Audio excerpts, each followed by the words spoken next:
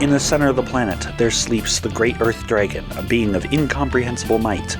So immense is his power that even his dreams change the world, granting special individuals on the surface extraordinary powers beyond those of mortal men.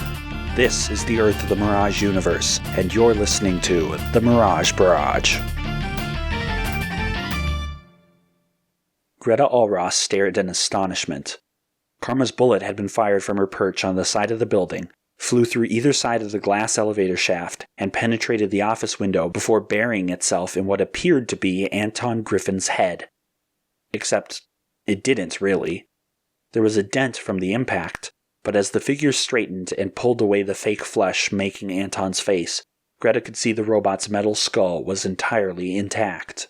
And what was really giving her pause was the scarlet symbol stamped right in the middle of the machine's forehead. A hammer and sickle. The sight seemed so absurd to her that even as alarm sounded in the secret compound, it took Greta a second to react. Then she snapped to and realized it was time to act. Greta looked back towards Karma. The plan in case things went south was simple. Use Greta's powers to get the two of them as far from the compound as they could, as fast as they could. A split second of indecision, and then Greta started the run-up to jump towards Karma. As she pushed off with her right foot and saw the building fall away from under her, she was hit in the back and to the right. Tumbling off course, she slammed into the wall of the building Karma was perched on.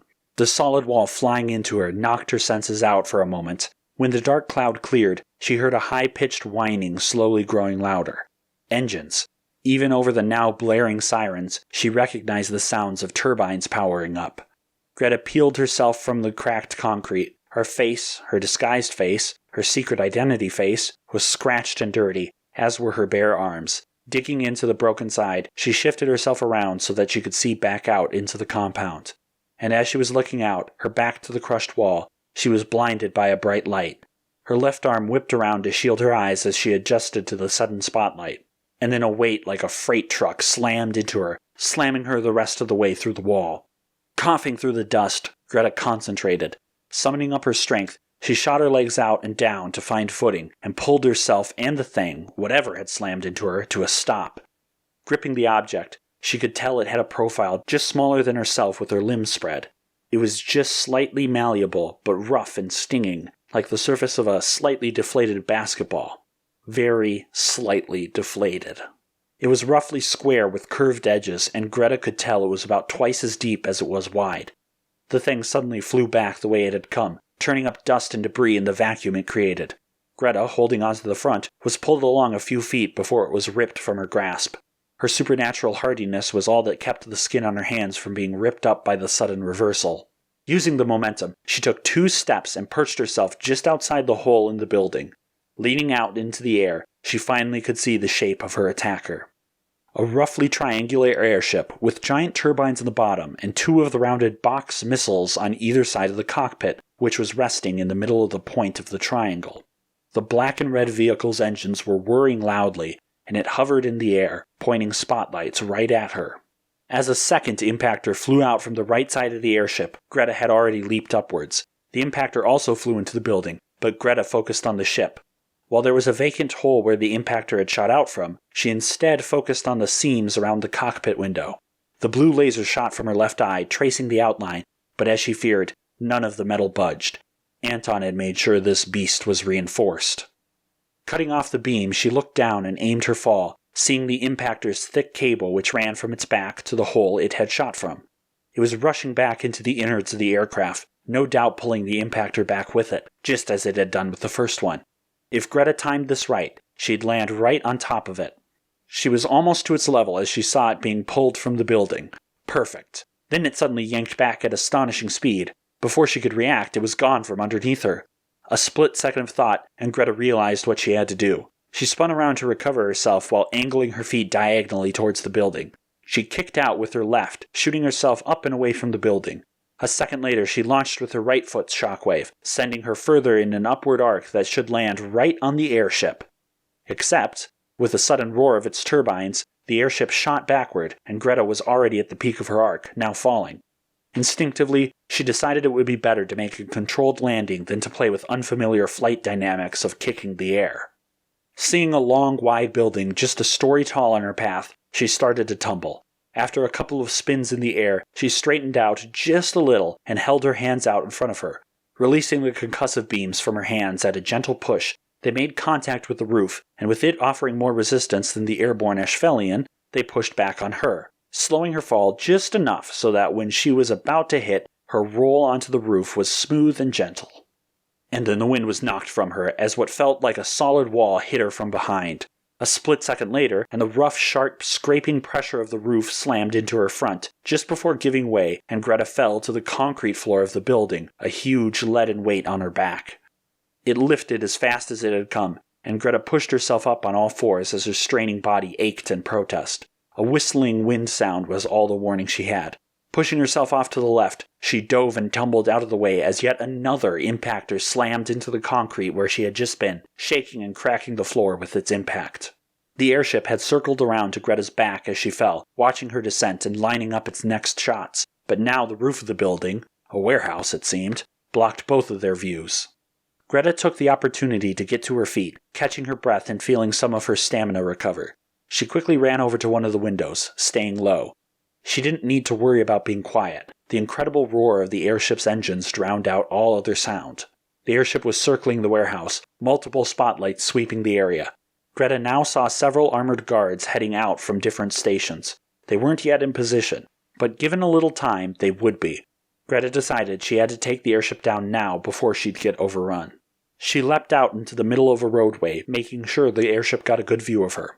As she expected, it took the chance to immediately fire another impactor, but this time she was ready. She neatly sidestepped the coming assault and let it smash into the asphalt.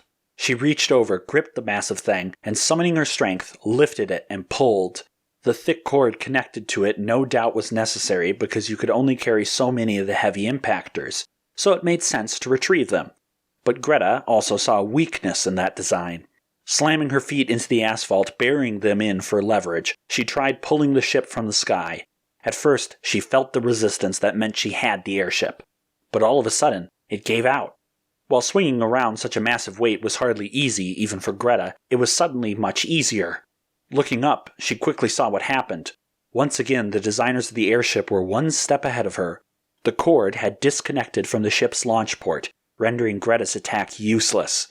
Unbalanced by the sudden change, Greta released the impactor so it didn't drag her down and back with the sudden momentum she had unintentionally imparted to it. And then, she saw the guards starting to head towards her, and the airship setting up for another launch. In quick succession, Greta fired a shockwave from first her left, then her right foot, sending bits of asphalt flying, and then herself. She shot upwards just as a second impactor smashed into the spot where she had just been standing. And then the guards opened fire. At least 10 of them, from a distance, raining bullets down on her. The precise tactic necessary to slowly wear her down. And the airship retracted the impactor, readying itself to either keep her cornered or to deliver a final blow. Karma was already making her way towards the exit. As soon as she saw Greta knocked off course by the heavy shot, she started her escape. The robot posing as Anton Griffin had spotted Greta quickly, and no doubt instantly communicated her position to some sort of security system, perhaps an automated turret, which caught her off guard. That meant Karma's initial escape plan was no longer viable, but she didn't let this concern her. A quick trip back into the building, and she found herself a random worker about her size. A quick shot from the pistol she smuggled in neutralized the other woman, and Karma quickly appropriated her uniform and assumed her face. The equipment she had brought would be a total loss, but that was hardly important at the moment. Somehow Griffin had predicted this. No, Karma reminded herself, just as fatal as underestimating your opponent could be overestimating them. Anton's plant of a robot duplicate may have had nothing to do with their assassination plot. It could be much simpler.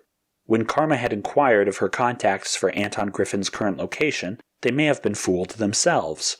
Anton was paranoid enough that he might just use a robot duplicate for some of his business ventures just to hide his real location.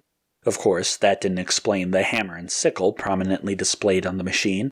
It was such an absurd touch that Karma was certain the machine had absolutely no connections to the USSR. Though what purpose adding this little flare could be for, she couldn't see. Then again, she was a bit preoccupied. Doing her best to look like a panicked worker, she made her way towards a nearby garage. Making a run for it like this might still not work, but no one would be able to see through her disguise. If she was detained and had to wait it out, she could, but a quick escape would be best. Just a few feet from the garage, a pair of strafing blue laser bolts swept through the path in front of her. Stopping dead in her tracks, Karma's head shot upwards. Floating in the sky above her was Scouter Supreme, Greta Alhross. Tapping the side of her visor that enhanced her eye beams, she shouted down to Karma, "Don't move!" Karma froze for several seconds. Where had she come from? Didn't matter, Scouter had her dead to rights. But why would Karma let that stop her? Several other workers who had been fleeing in the same direction as Karma also came to a dead stop, one of them a little too close to the criminal. Suddenly snapping into action, Karma darted behind the nearby worker before Scouter Supreme could react. A quick trip of the leg and then an arm wrapped around his esophagus, and he was her prisoner. Scouter lowered herself towards the ground, visor glowing, but not firing. Karma forced the man's feet back to the ground and then led him towards the garage. She expanded her body as much as she could to gain that extra leverage and strength as she did so, keeping her prey subdued. Karma kicked open the door to the garage and stepped backwards into it. Scouter Supreme followed a few feet behind, floating inches off the ground, waiting for any mistake Karma might make. Once she was inside the door, with Scouter Supreme still outside, Karma shoved her prisoner towards the threshold and bolted to the side. Sylvia didn't wait a second. She flew forward, grabbing the man around his waist, pulling him back into the garage before setting him back down. She snapped her head around, determined not to let Karma out of her sight for a second, but Karma had been fast. Really fast. She had jumped into a jeep and already had the thing running and in gear. The shock of the two headlights heading straight for her locked up Sylvia's brain for just a moment, and as she raised her hand to launch a concussive beam to stop the vehicle, she remembered the man she had dragged into the garage and pointed her other hand at him.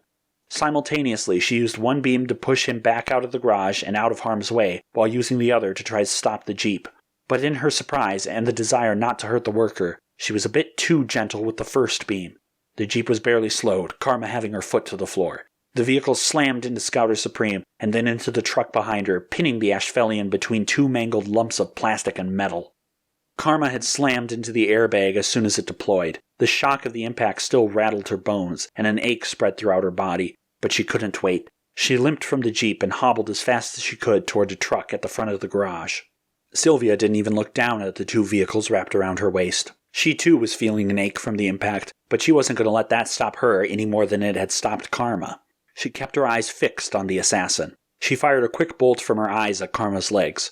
Karma sidestepped the near miss, but stumbled and hit the hard floor. She quickly pulled herself to her feet and behind a large van to shield herself. Sylvia watched her shadow, just visible from under the van. She wasn't going to lose sight of Karma. She wouldn't give her the chance to disguise herself. Scouter Supreme reached down with both hands and plunged them into either wreck around her. With a mighty heave at this awkward angle for leverage, the two cars slowly started to pry apart. Karma leapt into the truck she was making for and hit the ignition. Scouter Supreme pushed the two vehicles apart, freeing herself. Karma sped off out of the garage. Ignoring a pang in her side, Sylvia burst into the air and flew after the truck. It sped down the dirt road, but Sylvia caught up in seconds. She eyed the back tire and fired. The truck shook, kicking up more dirt with the blown-out tire. As Sylvia pulled up alongside it to rip Karma out of the driver's seat, Karma turned hard right. The rear of the truck nearly slammed into Scouter Supreme, but she narrowly dodged. As she flipped over in air and recovered, she saw the truck finish its donut and then charge, now without driver, straight at her. Again, Sylvia dodged easily, touching down in the middle of the dust storm that had been kicked up. Anxiously, she glanced back and forth, trying to find Karma. Rising like a snake from just below her, Karma stabbed a knife up through Sylvia's armor and between her ribs, just under her breastbone. Sylvia felt excruciating pain stem upwards, as if her neck was about to be blown off. Worse, the sick sensation spreading from the incision was dangerously familiar. A xenocyte knife. Karma had been saving it, just in case. In a painful release, Karma ripped the knife from Sylvia, and in the same motion spun around to her back and started hacking. Sylvia had just cleared her head from the pain and decided to push Karma away so she could take advantage by fighting at range with the concussive beams or laser eyes, but the thought had come too late. Karma must have come to a similar conclusion before she made her move. The assassin leapt onto Sylvia's back, wrapping her legs around her as she kept stabbing. Sylvia was losing strength fast. The sudden change of fortune had been devastating. The right weapon at the right place, and she was reduced to nothing. Just like Greta. No, that wasn't true at all. And with a little desperate inspiration from her older sister, Sylvia kicked off and flew into the air with Karma still clinging on, and resorting to a trick of brute strength, she went horizontal and spun faster and faster in the air, and finally the centrifugal force threw Karma and the knife from her. Straightening as best she could, she managed a perfect 3-point landing back on the ground. Even as it rattled her, Sylvia didn't let the shock keep her from scanning the area. Soon enough, the dust having cleared, she saw Karma trying to drag herself away. There was absolutely nowhere to go, but she was trying anyway. With the last of her strength, she was desperately scrambling away. Scouter Supreme simply lifted her eyes, focused on Karma's good leg, and fired. Greta dashed around the corner, cutting herself off from the hail of gunfire for a brief second. 1,000,000 points across her skin burned from the rounds that had reached her. No time to relax, though.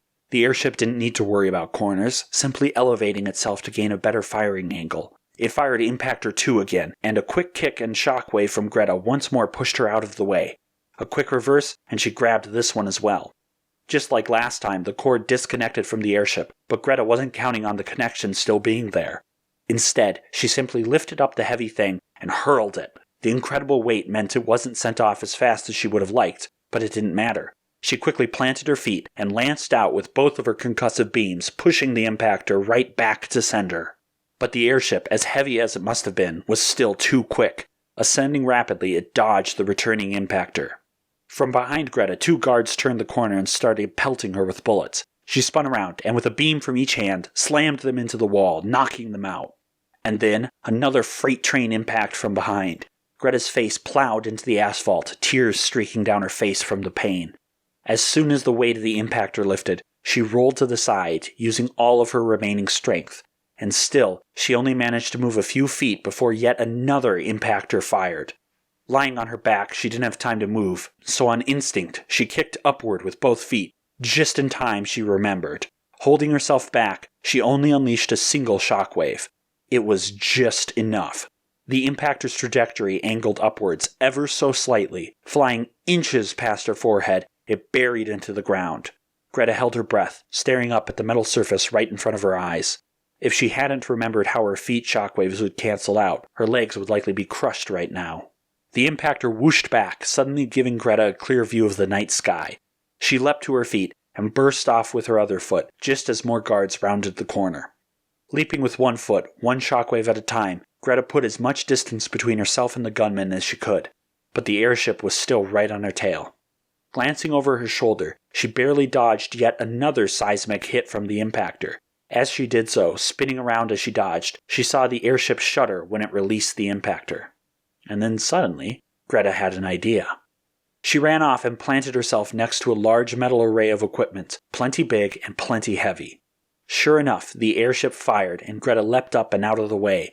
The impactor dug itself into the base of the equipment. Greta flipped over in the air and crashed down into the equipment, and focused her strength into bending the metal down into a cage, a trap for the impactor.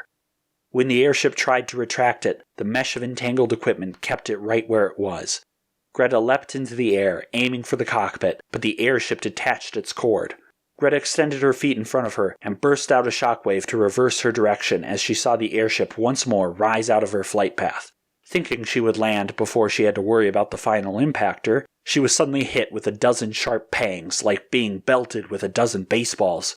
As she stumbled to the ground, she rolled back to her feet and saw what it was. 50 caliber bullets were chewing through the ground around her, spitting from the 2 guns under the cockpit of the airship. She ran. The airship let off on its full auto barrage to make chase. Greta glanced around furiously to identify where she was in the compound. Suddenly, she saw off to her left the tower where Karma had perched.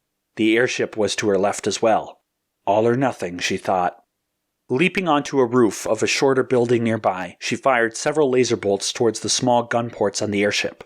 Many of her shots missed entirely, but she saw one of the ports burst with flame when one of her bolts made contact. Losing no time as the airship hovered in front of the tower, trying to line up a shot, Greta launched herself into the air, setting up for a massive slam into the thing's cockpit. But the Ark was just lazy enough for the airship to aim, and just in time, fire its final impactor. As it slammed into Greta, she allowed herself a grin.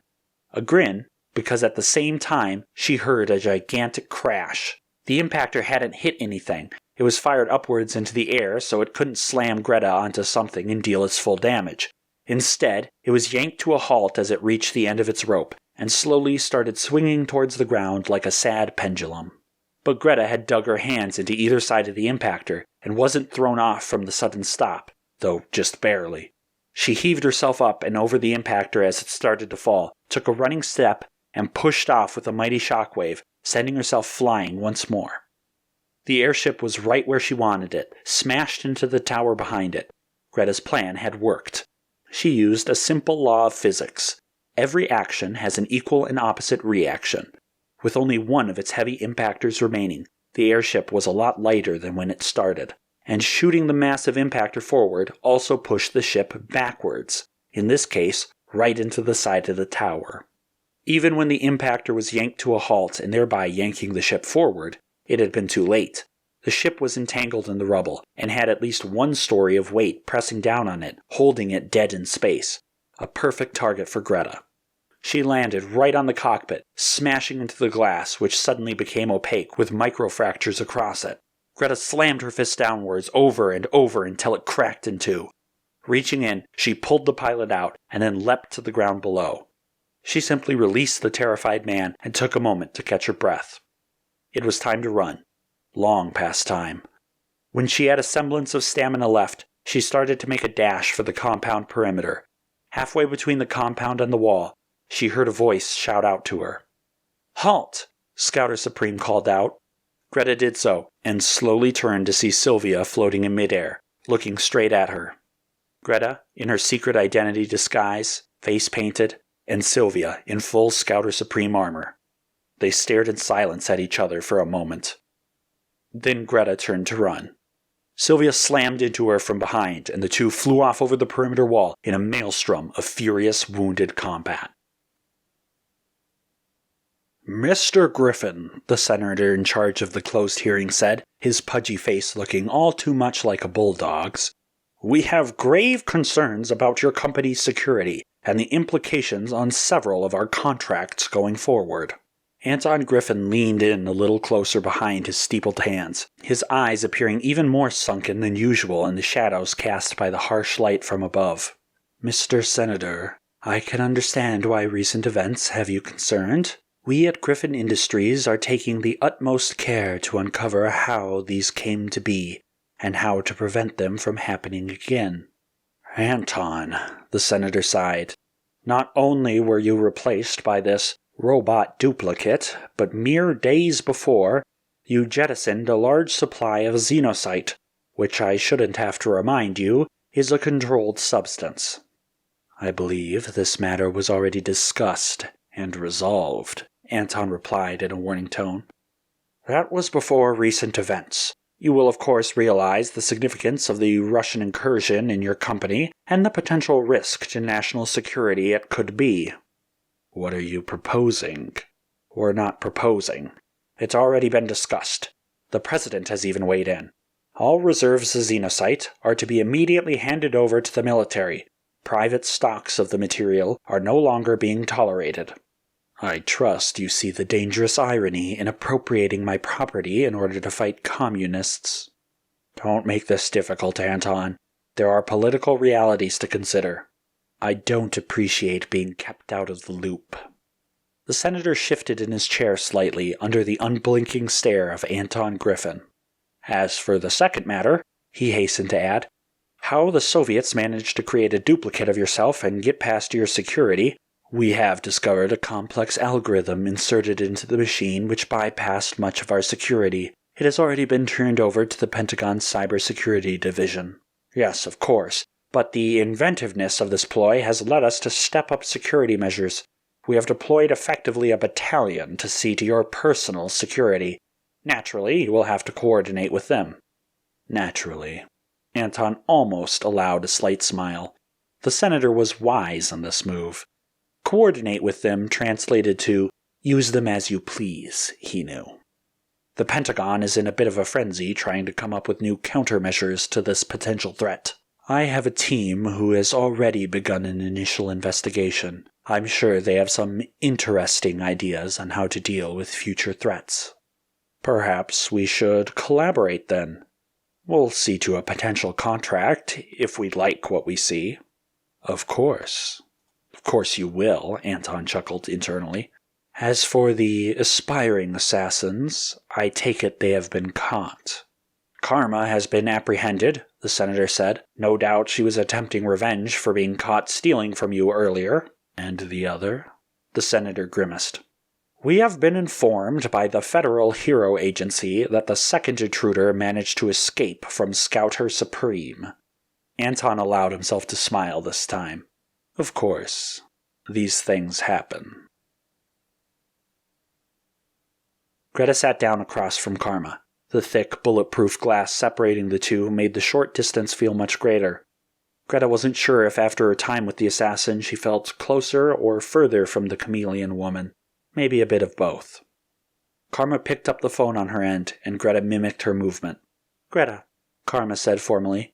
Her painted-on face turned out to be nothing of the sort. It really was her face, as best as the guards in Empire Island could tell, and it clashed rather brilliantly with the baggy orange jumpsuit she was now wearing.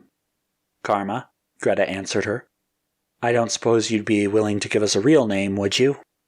I don't see much point, Karma replied. Besides, I am already in here. I doubt it would do your friends any good.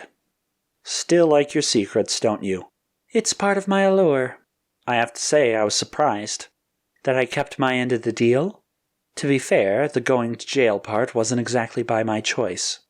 You confessed to trying to kill me. That was a choice. Karma shrugged. You kept your word. If that's what you want to read into it, that's your choice. I think I've made my opinions on the naivety of certain heroes over the past few days very clear. You are still strange. Some might even say alien.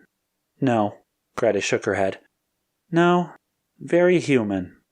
Karma's face soured visibly at the comments, but Greta thought she knew enough of the strange woman to detect this as a mere front. She thought the woman on the other side of the glass seemed touched. I don't suppose you've reconsidered testifying against Griffin, Greta continued. I think I've angered the magnate enough already, don't you? How bad will it be in there? Keep an eye and ear out for me, will you? Karma replied. I don't think it will be all that bad. I think Griffin still considers me nothing but a nuisance. But you never know. I'll be checking in to make sure nothing happens. On the bright side, if he does come after me, you might have something to charge him with, right? Greta scanned Karma's face, trying to decide what she really meant or how she really felt about that last statement. I won't need that to get him. One day I will. Perhaps. Greta was about to start her goodbyes when Karma cut her off. I had a question, Greta, she said. Uncertain, Greta said. Okay, what is it? How sensitive are Ashvelians to nearby xenocyte? I mean, you can sense it, right? To some degree. How far can you sense it? Not as far as you might think. Karma, why do you ask? It was quite unfortunate, or maybe fortunate, that Sylvia arrived so quickly to the scene, wasn't it? Greta hesitated. I'm not sure it was either of those. What do you mean by that? It's not like she stopped your shot, and you were going to keep your word and go to jail anyway, right? Whether you think of it as fortunate or unfortunate, it didn't really change anything. I suppose not, Karma said cautiously. I was just thinking that if someone doubted the sincerity of my promise, the Scouter Supreme would be a great choice in backup. I don't see how anyone could have arranged that.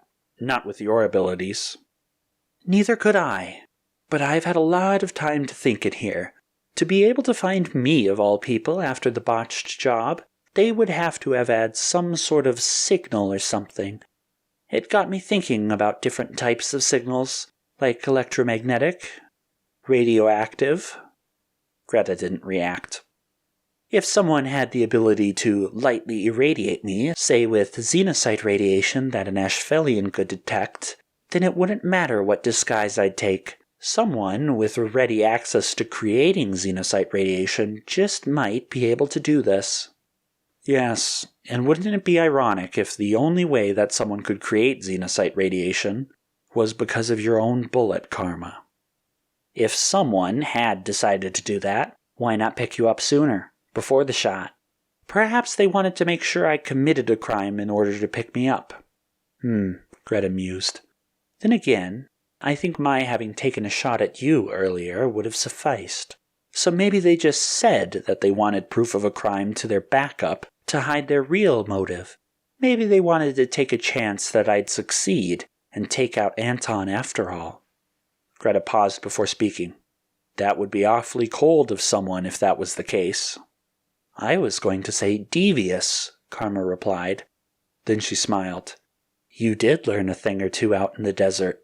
If that's what you want to believe, that's your choice. Goodbye, Greta. Goodbye, Karma. Joël. Huh? Joël. Greta nodded.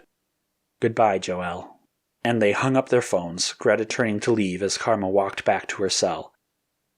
Greta had just passed back out of the first security checkpoint when a man with wavy brown hair and a suit approached her. Miss Alhross, he said, holding out a hand. Jeffrey Blake, FHA.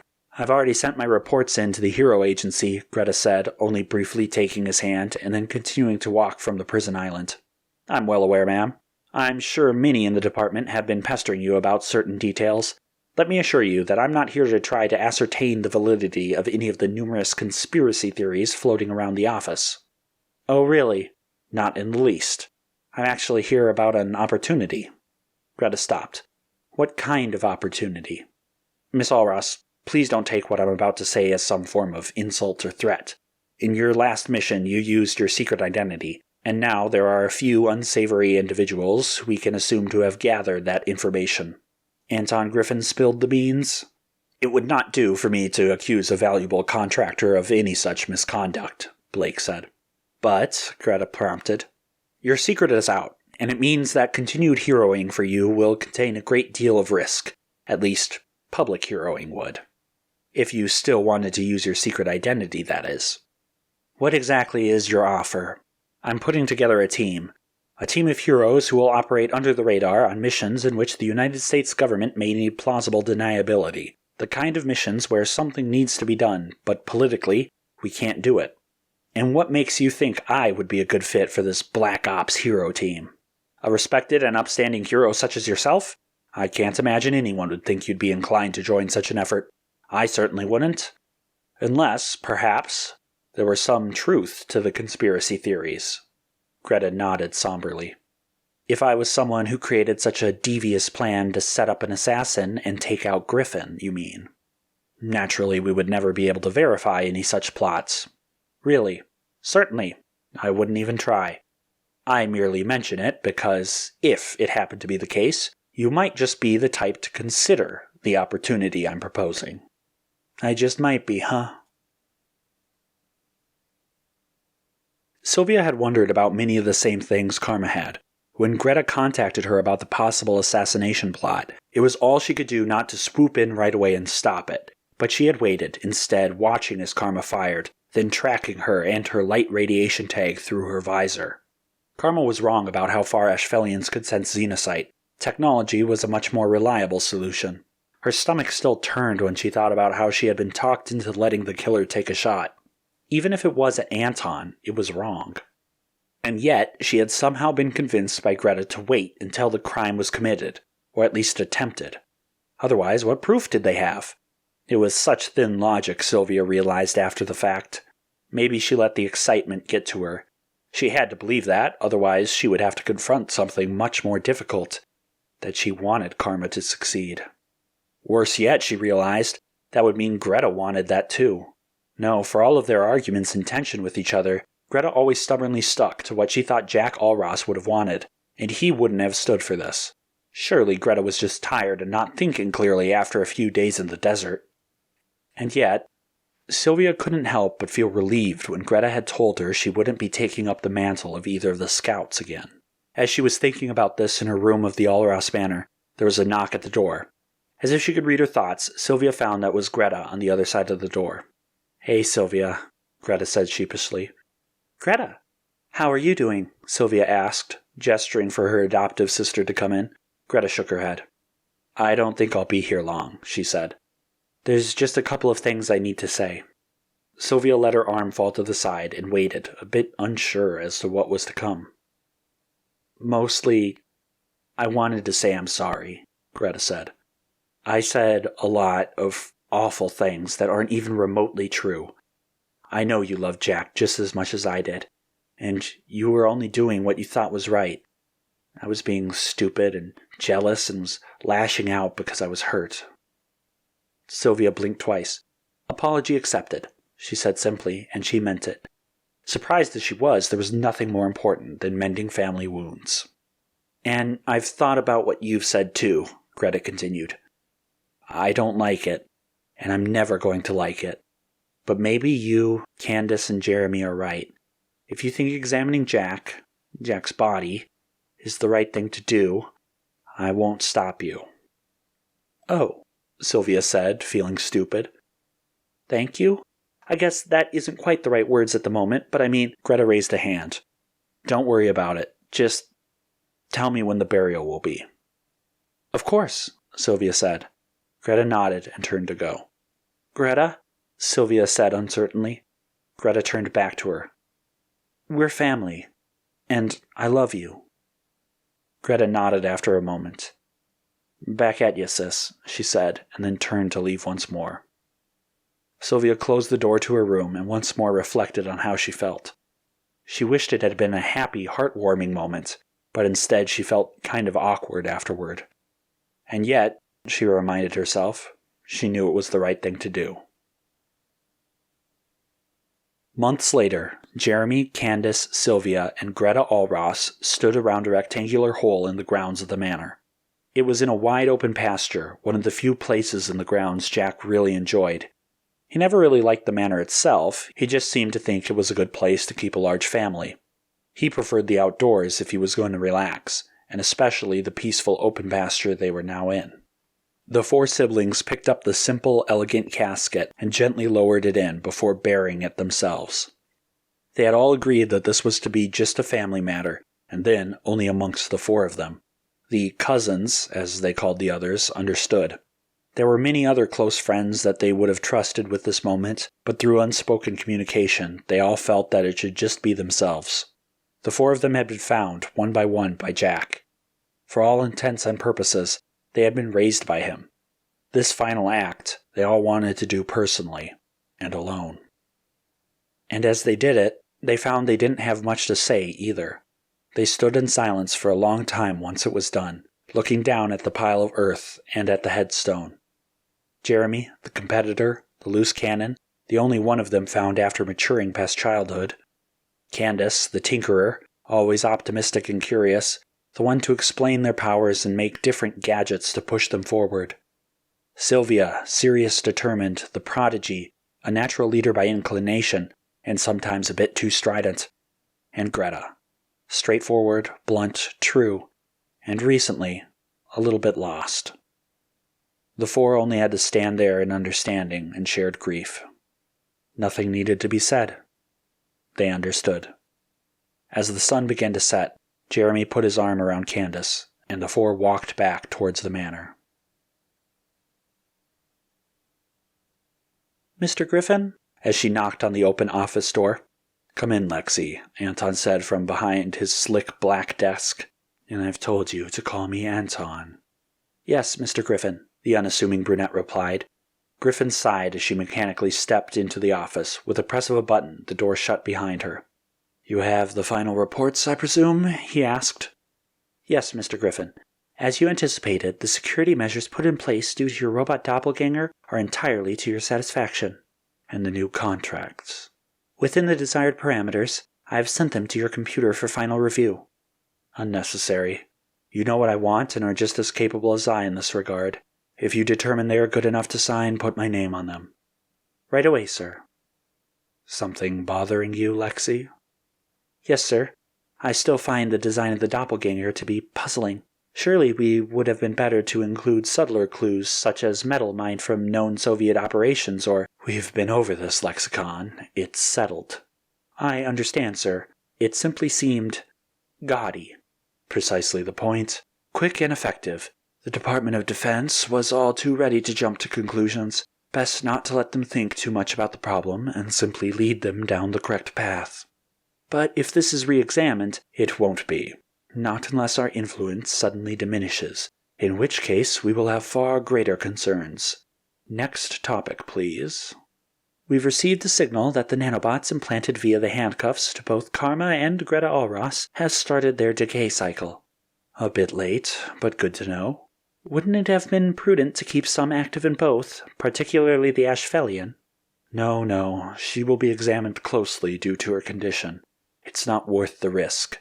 They were advantageous for keeping tabs on them, and they gave us a heads up when they were headed for Cartagena, but there's no point risking exposure for something as trivial as their location.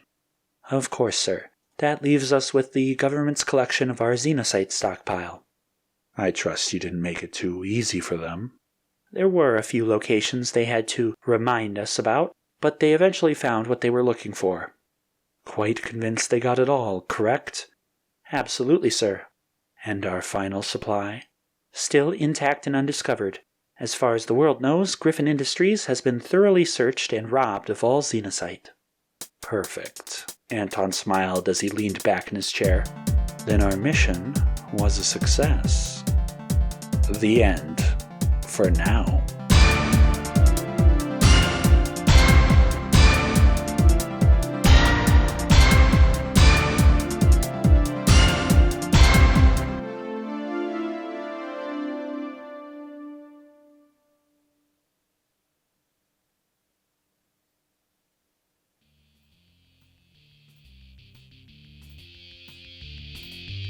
Next time on the Mirage Barrage, we catch up with the greatest unsanctioned hero of all time. His name? Invincible, and for good reason. Normally impervious to damage and incredibly strong, he has been without his powers for years, but the appearance of a new monster will prompt them to return. Find out how, next time on the Mirage Barrage.